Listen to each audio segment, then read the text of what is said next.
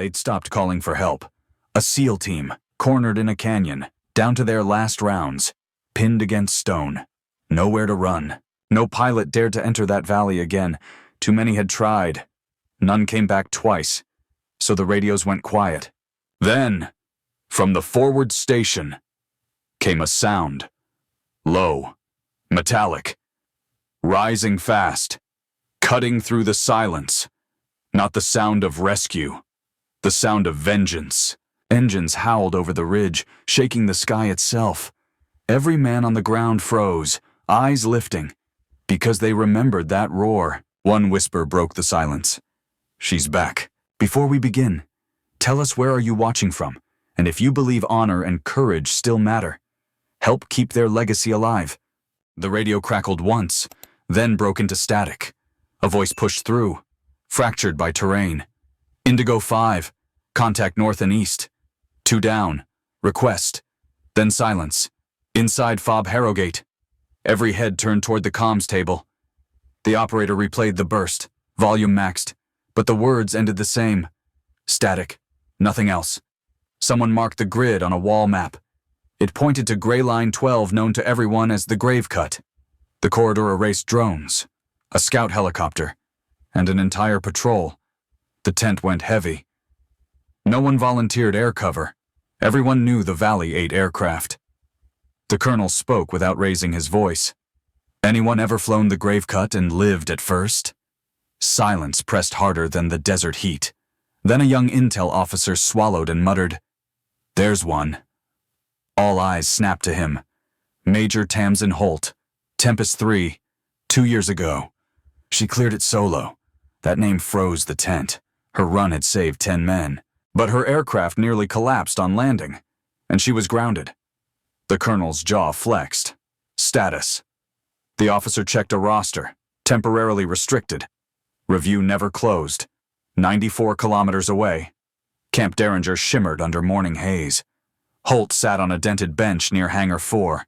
Her gaze rested on a gray A-10 parked half in shadow.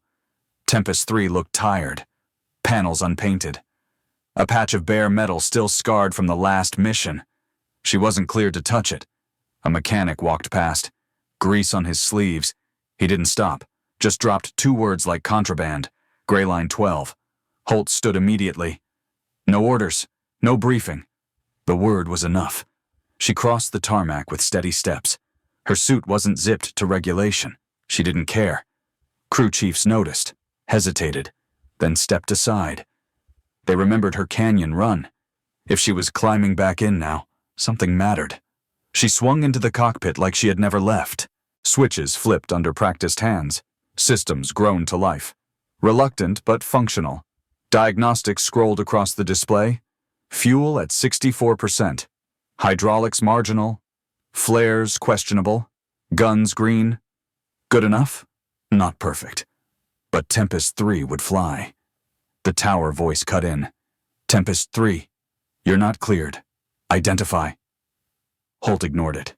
Engines roared higher. She released brakes and pushed throttle. The hog rolled forward, dragging a line of dust. "Who the hell just took off?" a controller shouted. The colonel watched the radar blip dive and vanish below detection. He'd seen that trick once before. "Keep her frequency clear," he ordered. "If she calls, you give her everything." No one argued. Above Camp Derringer, Tempest 3 banked east. The sky looked calm, but Holt's mind tracked terrain lines burned into memory. Every bend, every crosswind pocket, every ridge where missiles waited. The Grave Cut didn't kill with fire alone. It killed with silence. That was the warning she remembered most. She adjusted trim manually, ignoring the stiff feel of the yoke. Avionics lagged by half a second, but instinct filled the gap. This wasn't software flying. This was muscle and recall. The canyon entrance rose ahead, steep rock walls cutting sunlight to slivers. Wind buffeted from cross angles, a current designed to flip unwary pilots. She dipped lower, trusting ground effect to hold her stable. Inside fob Harrogate. Voices clashed. "Ground her now, she's in violation. She's their only chance." The colonel silenced them with one hand. He stared at the map, jaw set. "Strike Team Indigo's still breathing, that's enough. Meanwhile, Indigo 5 fought to hold out. Blood pooled dark under sandbags. A broken tripod with duct tape kept one scope aimed north. They were boxed in, and ammo was running low. But then the spotter lifted his head, eyes squinting. A faint shape skimmed just above rock. "Wait," he whispered. The others froze, listening. Engines rolled across the valley like thunder under stone. Someone dared to speak. "She's back." The words tasted like relief and disbelief in one breath. Above them, Tempest 3 knifed into the grave cut, wings wide, nose steady. No escort, no clearance. Just Holt and a warplane built to take punishment. The corridor narrowed. Only 260 feet wall to wall. Her proximity alarm shrieked. She killed it. She didn't need noise. She needed quiet focus. The engine screamed in defiance of the terrain. Shadows shifted along ridges. Figures ducked behind rock, preparing. She kept her hands firm on the throttle. Tempest 3 rattled but obeyed. The kill box was ahead, waiting. Holt leaned forward in her seat, eyes locked on the canyon throat. If Indigo 5 was still alive, she would reach them. If the grave cut wanted her again, it would have to try harder. The grave cut swallowed Tempest 3 whole. Rock walls closed in until sunlight vanished. Every gust pressed sideways like a hand trying to shove her down. Major Tamsin Holt trimmed manually, muscle memory taking over. She flew at 180 feet, then dropped to 160. At 120, the canyon floor blurred beneath her. Her proximity alarms screamed. She shut them off with a flick. Noise was useless here. Ahead, shadows moved along the ridges, figures hunched with tubes across their shoulders. Missile teams, waiting for a heat signature. On the ground, Indigo 5 clung to a broken livestock shed. Sandbags leaned inward, blood soaking the dirt. A medic's hands slipped on a tourniquet, sweat stinging his eyes. The spotter's tripod was broken in half. He had duct-taped the legs together just to keep the scope upright. When the blur of wings cut the sky, he froze. "She's back," he breathed. The words spread through the team like oxygen. For the first time all day, heads lifted. Tempest 3 dived across the ridge at an angle. Holt squeezed the trigger once. The Giao 8 roared like a storm given shape. A line of fire shredded stone. Dust burst outward, swallowing silhouettes. The first ambush team vanished in a hail of smoke and debris. Holt didn't wait for confirmation. Her left screen flickered, warning bars flashing. Diagnostics scrolled. Flares offline. Fuel 41%. Left stabilizer unstable. She muttered once under her breath. Then banked hard, pulling the hog tight along the canyon wall. Another cluster of fighters scrambled in the open. No lock-on. No software assist. She aimed with instinct, iron sights, and memory. The cannon barked again in short bursts. Figures tumbled into dust, weapons clattering against stone. The corridor opened slightly, just enough for Indigo 5 to move. Inside Fob Harrogate, the argument boiled. She's violating every directive, pull her out. She just cleared 2 kill zones in 90 seconds. The colonel didn't raise his voice. He signed his name across a single sheet. "Responsibility is mine. Keep her channel clear." Holt dipped Tempest 3 lower, engines howling. Each vibration felt heavier than the last. But the hog still held together. "Indigo 5, this is Tempest 3, she said flat. "If you can move, move now." Extraction inbound. Her voice steadied the team like a steel rod through their spine. "Copy." "Tempest," Indigo 5 lead replied. "We've got 2 carried, 1 covering. Distance 2.4 clicks." They began crawling out, hauling wounded through sand and stone. Above, Holt banked left and scanned. The eastern slope flared hot on her thermal. Movement hidden behind a boulder field. She rolled, wings nearly brushing leaves off the cliff edge. Her pass was so tight the fuselage scraped the air itself. Then she pulled the trigger again. Stone exploded outward. The ambush dissolved before they could reposition. Another path cleared. Her eyes flicked to the fuel gauge. It bled down to 37%. Still enough for 1 more run, maybe 2. In the command tent, a timer appeared on the wall. Rotary detach, 45 inbound, 3 minutes to landing. It wasn't long, but it felt like forever. The colonel pointed once. "Hold her comms open. No interruptions. Every operator obeyed.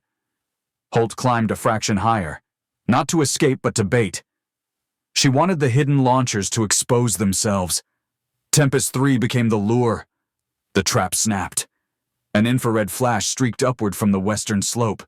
A missile locked and rose fast. Holt didn't flinch. She rolled Tempest 3 into the curve of the canyon wall. Stone guided her line, masking heat. The missile lost lock, nose veering wide. It detonated in empty air, a bloom of fire against rock. Shockwaves slammed her fuselage, rattling bolts. But the Hog kept flying. On the valley floor, Indigo 5 moved quicker now. Their boots dragged wounded men, grit in their teeth. Above them, they heard the engine scream again.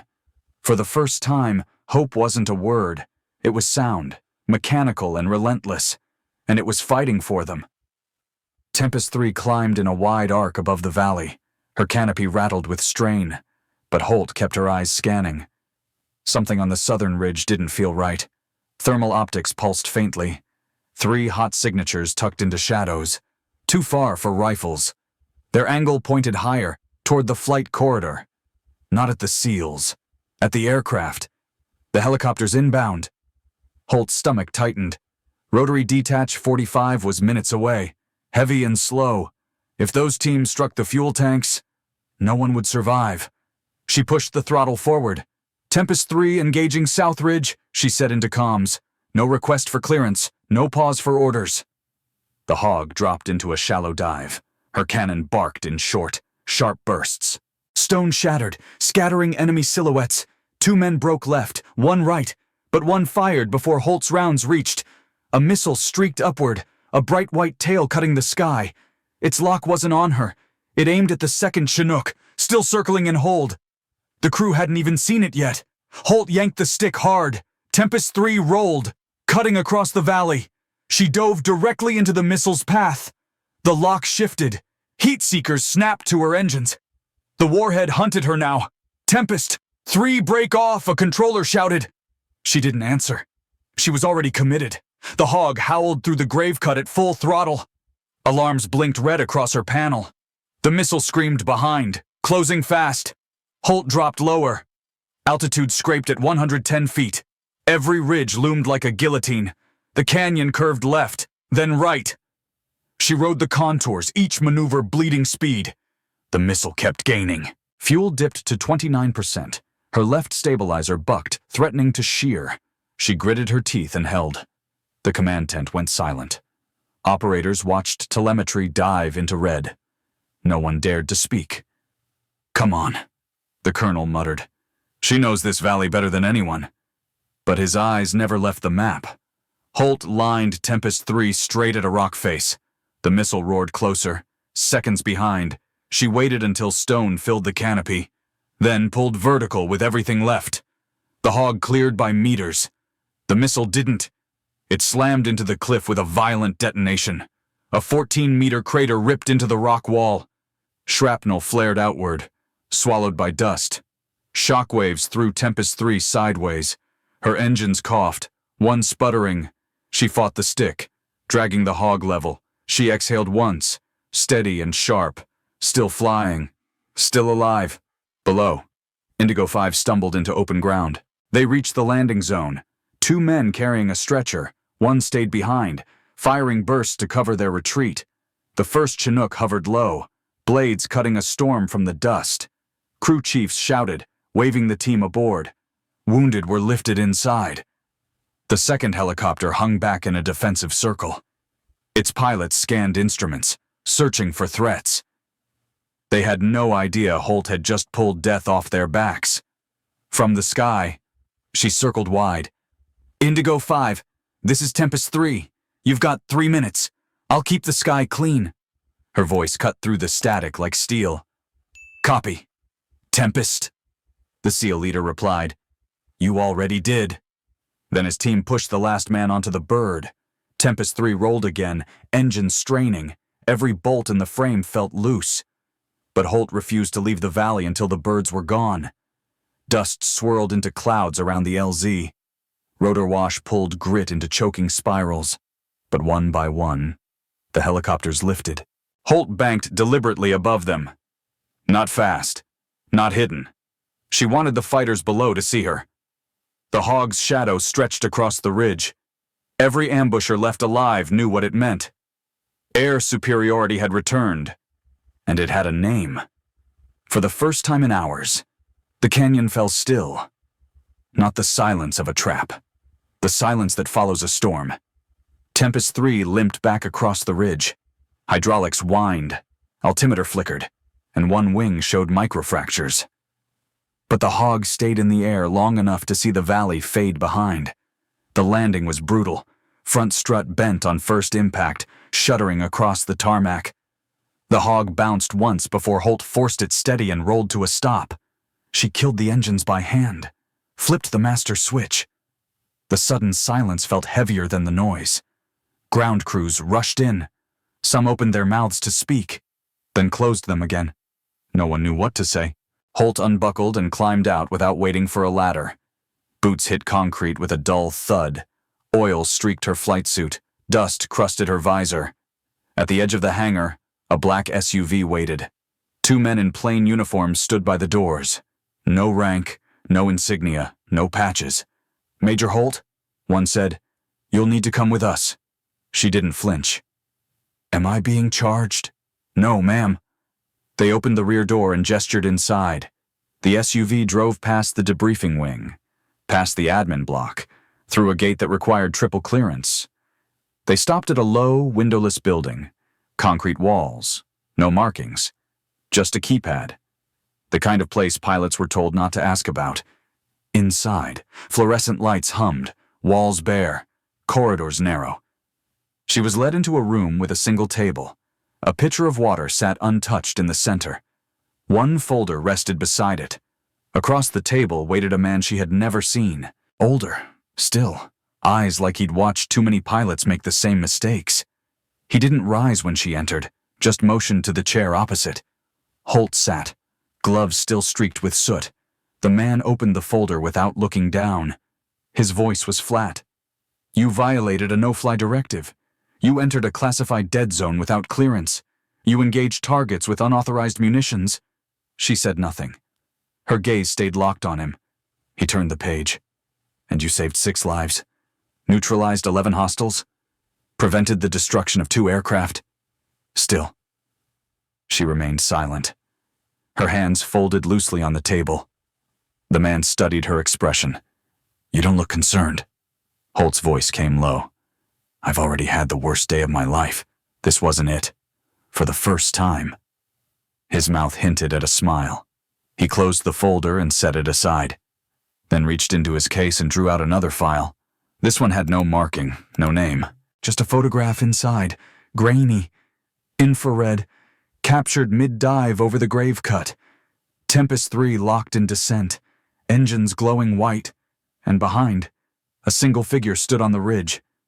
Not running, not firing, just watching. "That's not ours," Holt said. "No," the man replied, "and we've seen it before." Her brow furrowed.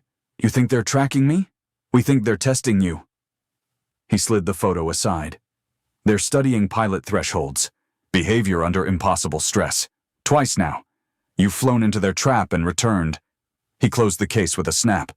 "Major Holt, you're being reassigned." She didn't move, where he didn't answer. Instead, he placed a black fabric patch on the table. No unit name, just one word stitched in gray Stormglass. Holt stared at it for a long moment, not with surprise, but recognition. Some part of her had expected this. 2 weeks later, her name vanished from active rosters. Databases marked her as under indefinite review. Whispers spread in hangars, but nothing official remained. She was moved to a remote facility. No runway markings, no tower traffic. Hangars built to house aircraft that didn't exist. Personnel with no insignia. Eyes that watched her without speaking. Tempest 3 had been patched, repainted, upgraded. Electronics started faster. Diagnostics ran cleaner. Someone had invested heavily to keep her airborne. On the day of her next sortie, a new marking gleamed under the canopy. Fresh paint. Block letters Stormglass. No number, no squadron, just the name. The tech crew finished checks without a word. Holt climbed in, motions precise and quiet. Engines rolled to life smoother than before. "Stormglass, you are clear for departure," the controller said. "No elevation ceiling. Flight path open." The channel went quiet. Holt frowned at the words. No ceiling meant blind flight. Whoever authorized this wanted to see what she would do. She flicked the comms off. If they were watching, let them. But this time, she intended to watch back. Tempest 3 surged down the strip and clawed upward. Blue sky opened above, horizon spreading wide. The ridge returned, etched against distance. Somewhere in those rocks, another figure would be waiting. Not retreating, not rushing, just standing still, observing. Holt tightened her grip on the stick. Engines screamed, steady and defiant. She carried every scream of the past mission with her. This wasn't part of the war anymore. She had become the warning before the war began, and above the canyons, Stormglass roared. If you enjoyed the story, consider sending a super chat to help bring more stories like this. Now, click on the video on the screen to hear another story that's just as powerful and captivating, with courage, sacrifice, and a choice that will leave you questioning everything you thought you knew about duty and justice.